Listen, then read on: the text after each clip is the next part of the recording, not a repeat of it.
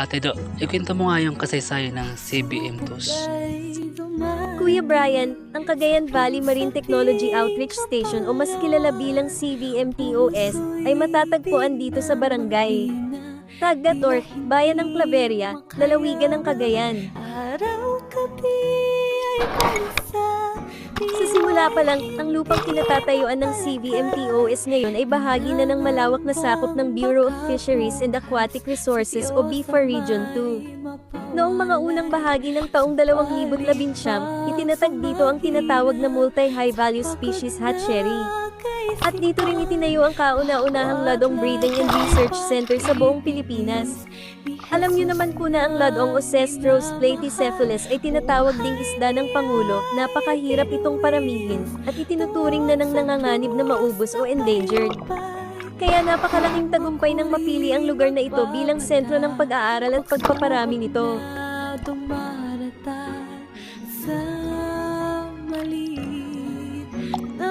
Habang tumatagal at lumalawak ang gawain, napagtanto ng BIFAR na kailangan ng mas tiyak na pangalan at layunin. Kaya formal na itong pinalitan at tinawag na Cagayan Valley Marine Technology Outreach Station o CVMTOS. Bakit Marine Technology Outreach? Dahil hindi na lang ito basta hatchery. Ang pangunahing tungkulin nito ngayon ay, una, pananaliksik at pagpapaunlad. Sinusubukan dito ang mga pinakamagandang paraan ng pag-aalaga ng isda sa dagat at baybayin, tulad ng bangus, malaga, danggit, at mga damong dagat. Pangalawa, pagpapakita ng tamang pamamaraan para makita mismo ng ating mga mangingisda at mag-aalaga ng isda kung paano ito ginagawa ng tama at kumikita. Pangatlo, pagsasanay at OJT. Dito nagsasanay ang mga estudyante ng pangisdaan mula sa Cagayan State University, Nueva Vizcaya State University, at iba pa. Kasama na rin po kayo at ako. At pang-apat, pangangalaga sa yamang dagat. Kasama na rito ang pagsagip sa mga hayop dagat at ang pag-iingat sa mga labi ng mga ito na makikita nyo sa Marine Mammal Cemetery pagpasok pa lang ng tarangkahan.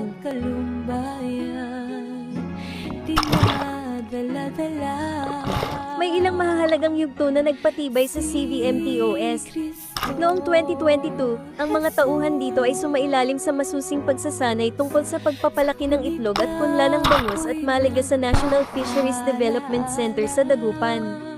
Pagbalik dito, ganap na nang nagsimula ang sariling operasyon ng pagpapalaki ng punla dito sa Claveria. Noong 2025, formal na nilagdaan ang mga kasunduan sa pagtutulungan sa mga paaralan, kaya naman naging opisyal na itong pangunahing lugar ng OJT para sa mga mag-aaral ng pangisdaan. Hanggang sa ngayong taong 2026, patuloy ang paggawa nila ng malulusog na punla, pagbabantay sa kalagayan ng ating karagatan, at pagtulong sa mga komunidad sa baybayin ng Cagayan Valley.